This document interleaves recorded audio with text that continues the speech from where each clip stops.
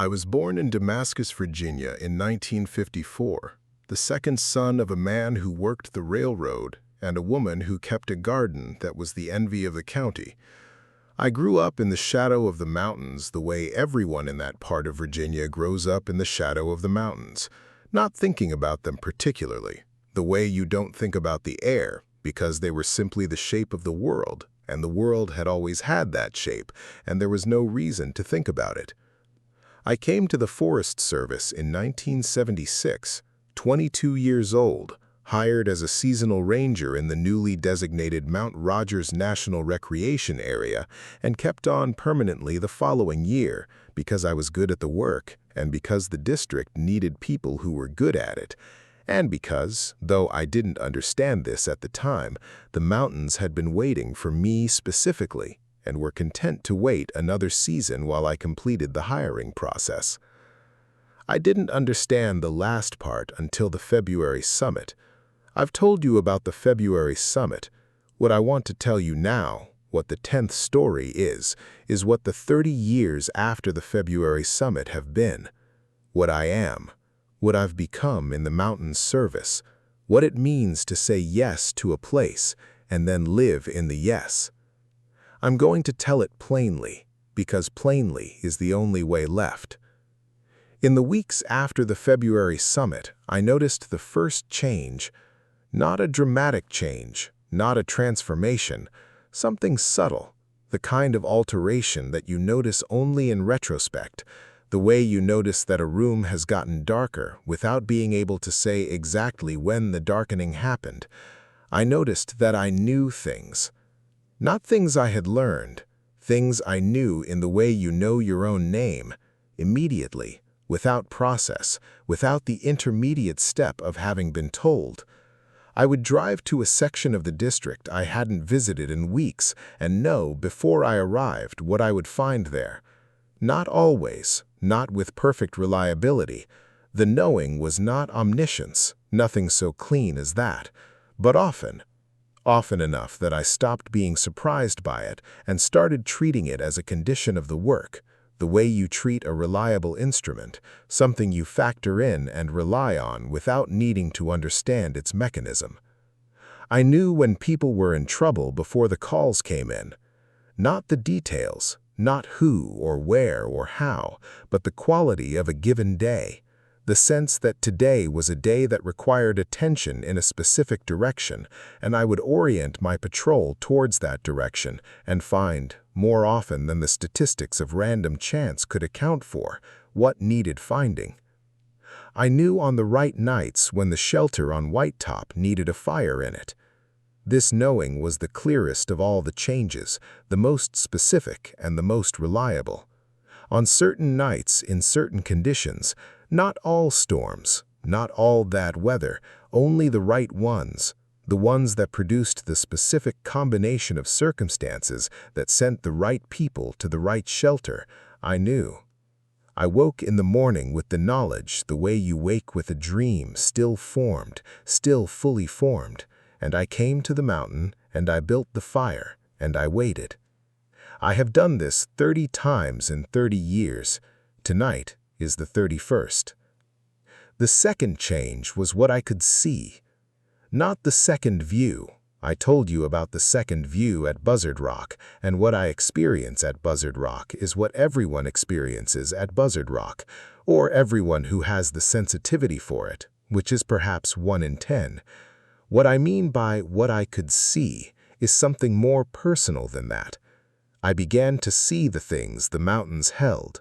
Not always, not on demand, not in any way I could control or direct or summon, but in certain places, in certain conditions, at certain hours, the quality of what was there became available to me in a way it had not been before the February summit. The watcher in the hollows, the presence in the water, the things that moved at the edge of the firelight, the entities at Buzzard Rock, which I could see on every visit rather than 1 in 10. The thing that had sat at the Lewis Fork fire, which I saw because I was there that night. I was the ranger on duty. I was the one who went in. I was the one who sat with Briggs and waited. And because by then, I had been changed enough that seeing it was possible for me in a way it was not possible for Briggs, who sensed it but could not resolve it into something his eyes could report. I have been seeing these things for 30 years. I have never fully accommodated myself to it.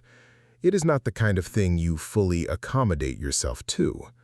But I have made a working peace with it, the peace of someone who understands that what they can see is a function of what they are now rather than what they were before, and that what they are now is what the mountain needed them to be. The third change is the hardest to describe and the most important. I aged differently. I am 70 years old. I know this because I know when I was born, and I can count the years between then and now, and the number is 70. But 70 and I are in a different relationship than 70 and most people are in. I am not what a 70-year-old man looks like to the people who know me well. I am not what a 70-year-old man feels like from the inside. I am not what a 70-year-old man's body does. The specific failures and diminishments and the gradual subtraction of capacity that constitutes the human experience of aging.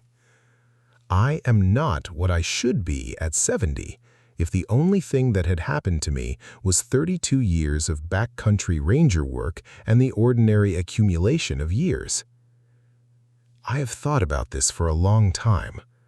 I have thought about what the mountain did to me, or gave to me, or changed in me on the February summit and in the 30 years since, and I have arrived at an understanding that I hold loosely, the way you hold things that don't fit tightly into any framework available to you. I think the mountain is slow. I think the time scale it operates on is not the time scale of human lives.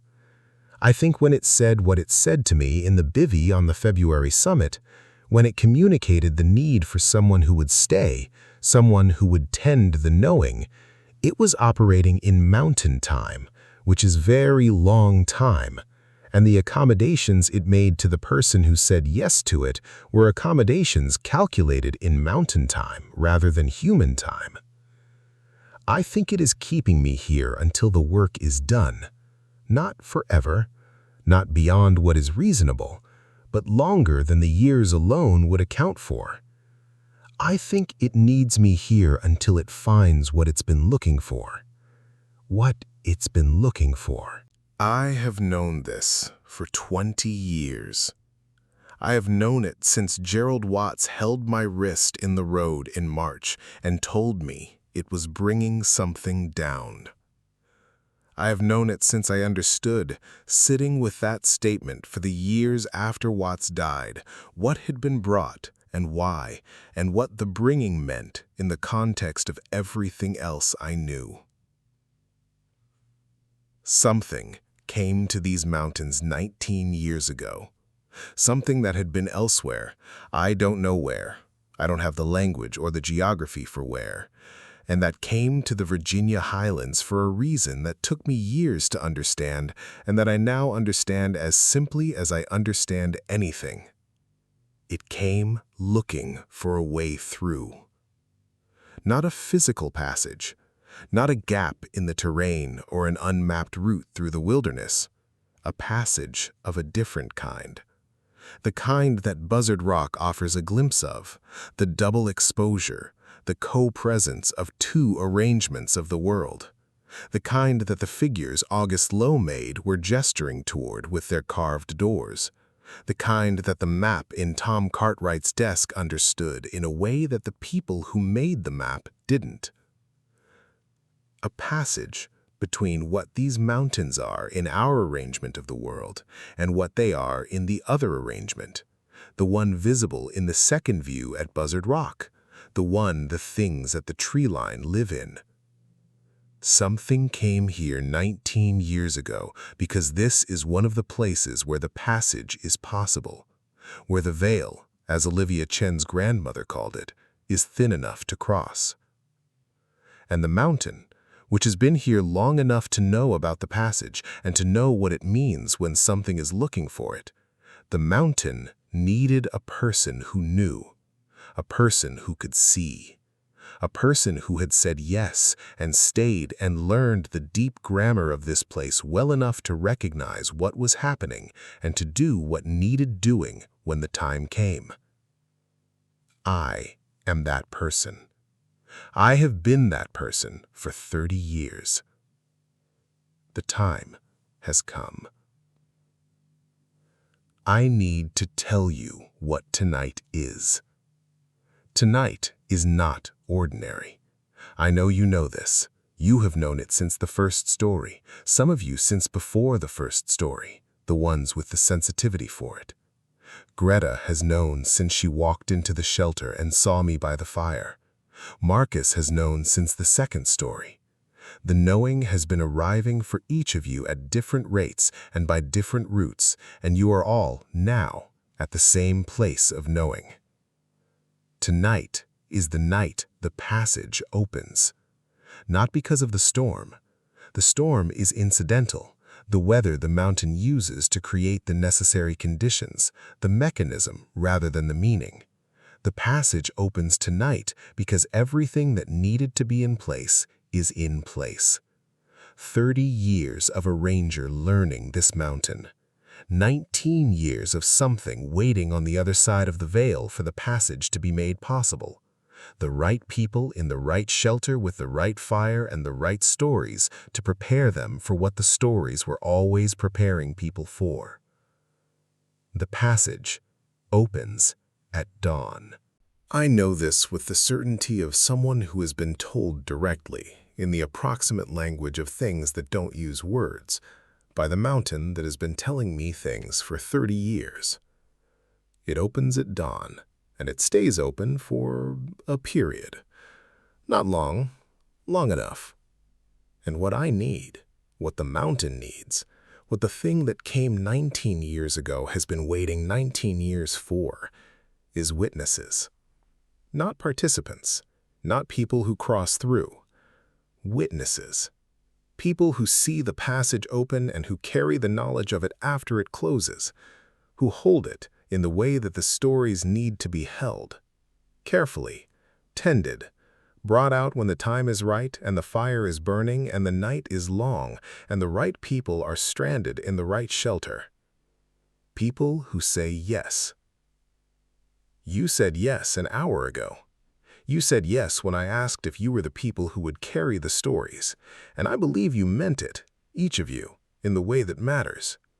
Not the easy yes of a long night around a fire, the yes that sounds right and is forgotten by morning, but the yes that costs something, the yes that changes what you are, the yes that the mountain can hear and receive and hold in the deep grammar of what it is.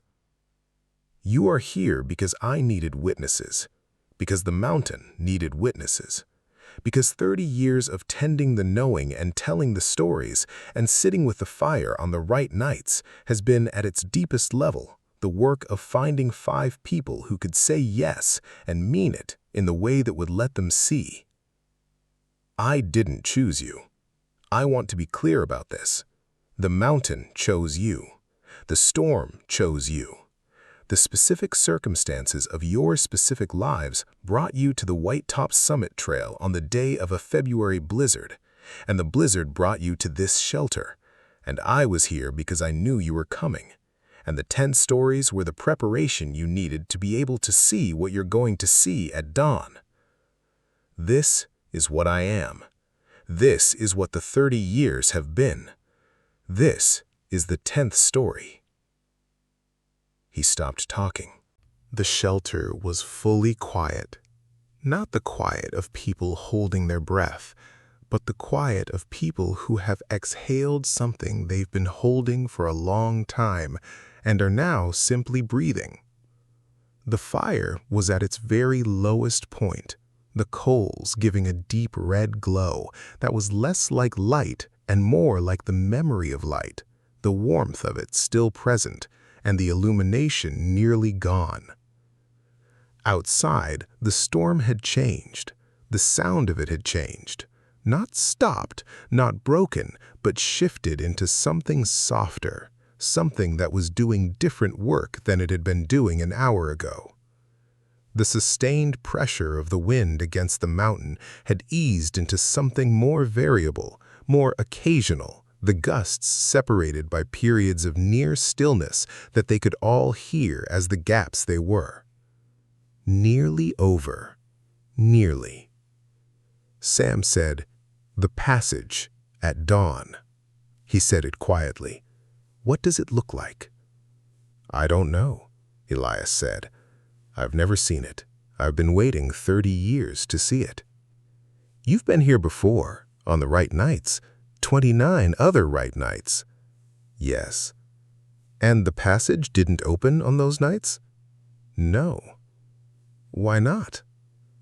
Elias looked at him across the coals. "Because the witnesses weren't ready," he said. "Because the stories weren't right. Because something in the arrangement was incomplete." He paused. "Tonight, the arrangement is complete." Priya said, "How do you know?" Elias looked at her with the full attention look, the reading look, the look he had been giving each of them across the whole long night. "Because," he said, "I can feel the mountains settling." He said it the way he said everything, simply, without performance, as a report of an observable condition. And they could all feel it, in the specific way that you feel things you don't have instruments for, in the older part of the mind that predates instruments. The quality of the mountain around the shelter was different than it had been at midnight, different than it had been at 2, different in the specific way of something that has been building toward a point and has arrived at the vicinity of the point and is now simply present in the way of something that is about to open. Greta stood up. She did it without announcement, with the ease of someone who has been in these mountains long enough to move in them the way you move in a familiar house. She walked to the shelter opening and looked out. "The sky is changing," she said. They all came to the opening, stood at it or looked over each other's shoulders at the world outside the shelter. The sky to the east, just barely visible above the ridge, just the suggestion of a horizon, was doing something. Not lightning in the ordinary way of a dawn coming, not the gradual gray into pale gold of a normal sunrise, something more specific. A quality of right at the horizon that was particular and strange, and that none of them had a good word for except Greta, who said, "It looks like a seam." It did. It looked like a seam, like the sky had a join in it, a place where two pieces of something were pressed together, and at that join the light was different, more present, more intense, the specific intensity of something about to open. They stood at the shelter opening, 6 people, and watched the seam in the sky above the eastern ridge of Whitetop Mountain. Elias stood slightly apart from them. He had the quality of someone who has been waiting for something for 30 years and is now in the last minutes of the waiting, and is spending those minutes very carefully, attending to each second of them with the full attention that 30 years of practice had given him. He looked at each of them one final time. He said, "Whatever you see, hold it, carry it, tend it the way you tend a fire, not by adding too much at once, not by leaving it too long, but by attending to it regularly, the way things that matter require attending to." He said, "Tell it when the time is right. You'll know the time." He said, "Don't be afraid of what you can't explain. The mountains have been here longer than explanation, and they'll be here longer than it, too." He looked at the seam in the sky. "It's time," he said. What they saw at the dawn of that February morning on Whitetop Mountain is not something that can be fully reported in language. This is not a limitation of the reporters. It is a limitation of language, which was made for a world with one arrangement, and is adequate for that world, and inadequate for the moment when the second arrangement becomes briefly, fully, completely visible. What they saw was the mountain as it also was. Not instead of what it was, not a replacement of the ordinary world with something else, a completion of it.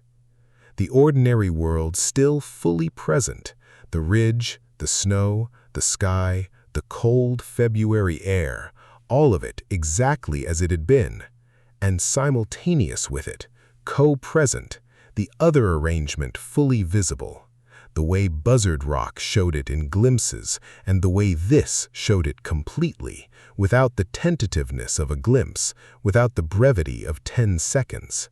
For the duration of the opening, which none of them could measure afterward, it felt both instantaneous and eternal, both a moment and a long time, both things at once. They saw the things that the mountain held. All of them, not threatening, not welcoming, simply present in the fullness of what they were, which was very old and very large and entirely itself. The watcher that circled the hollow, the woman in the cold water, the entity that had sat at the Lewis Fork fire, the watchers at Buzzard Rock, fully visible now, fully present, looking back with the full detention look that Elias had been practicing for 30 years as an echo of the look they gave. The thing that had come 19 years ago and had been waiting at the threshold, patient and vast and ready. And through the seam, the passage, the open door that August Lowe's figures had been gesturing toward, the threshold that the map that knew had annotated in the upper left quadrant in deliberate handwriting. The thing that had come 19 years ago passed through. Not with drama, not with the theater of a crossing, with the simplicity of a door opening and a thing that had been waiting to go through, going through. The patience of 19 years ending in the time it took to cross a threshold. Gone. The seam closed. The sky was the sky.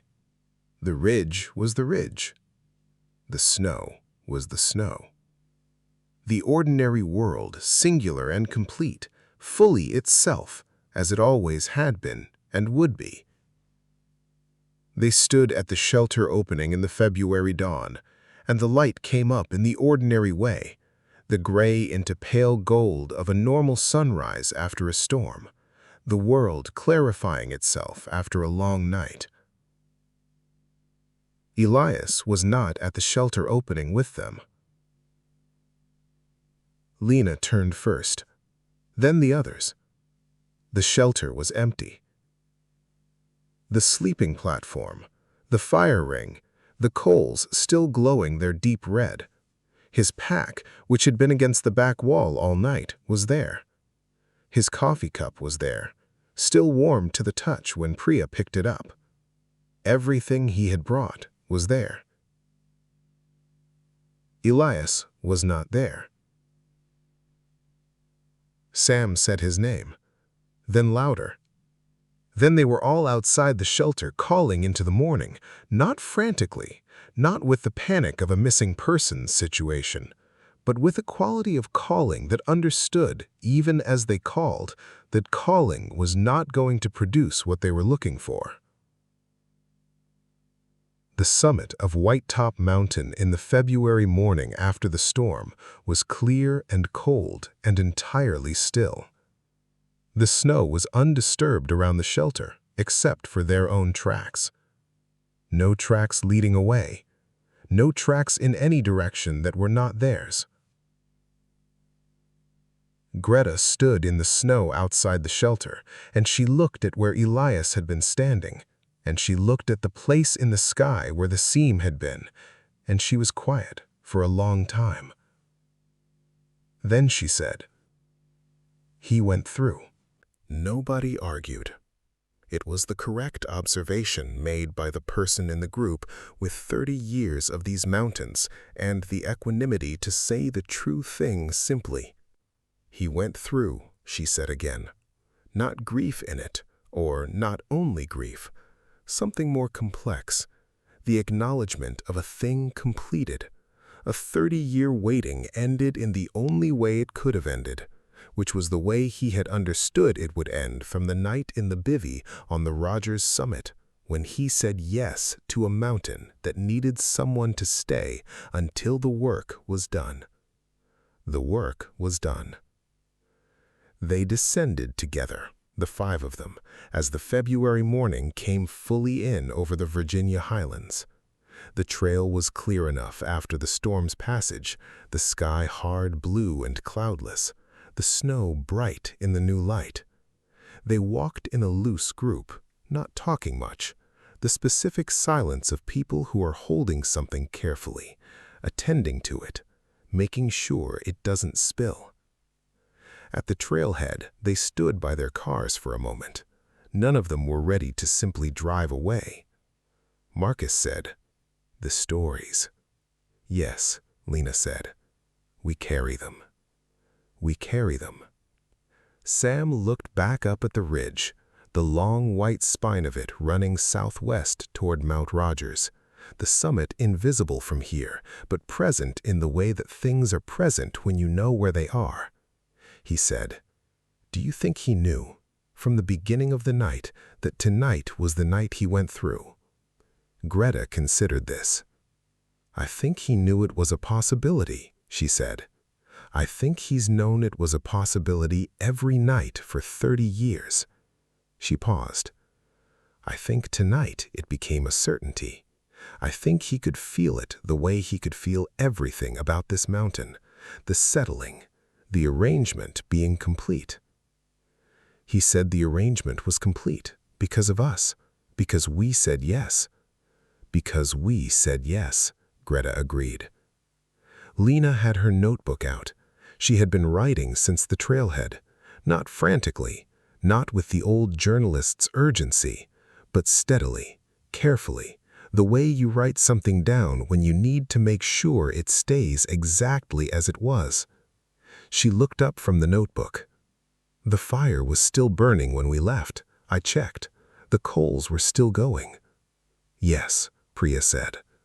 "Who tended it through the night, after the first hour?"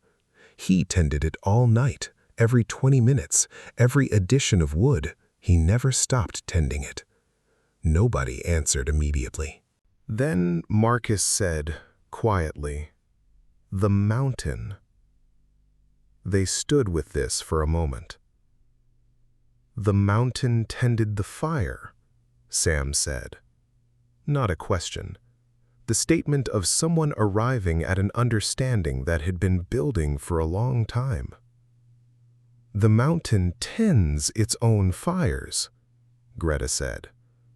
"We were guests at it." She smiled the small, complete smile. He was very good at making guests comfortable. They said goodbye in the parking lot. Phone numbers exchanged. The specific warmth of people who had been through something together and knew it. The kind of goodbye that contains the certainty of again, though none of them said when or how. Lena drove last. She sat in her car for a moment before starting it, looking at the trailhead, at the trail going up into the Virginia highlands.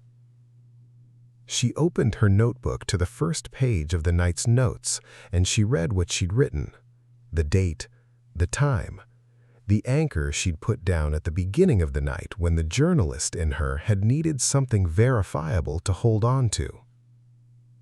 She looked at it for a moment. Then she turned to a fresh page, and she wrote 2 words at the top of it. Story 1. She started the car and drove out of Whitetop Mountain and onto the roads that led back to the ordinary world, carrying what she carried, tending what she tended, the way things that matter require attending to. The shelter on the mountain held the morning. The coals stayed warm longer than coals had any reason to stay warm in a February highland dawn. The mountain was quiet. It had what it needed. It always had been patient.